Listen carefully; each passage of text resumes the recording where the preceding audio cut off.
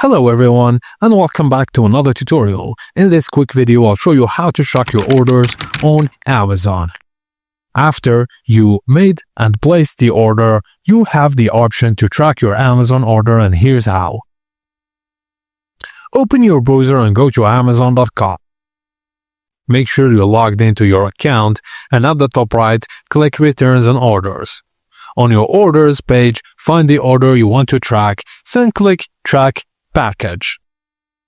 Now, you'll see the current status of your order, including the estimated delivery date. Just a tip, if your package has shipped, you'll also see tracking details and career updates in real time.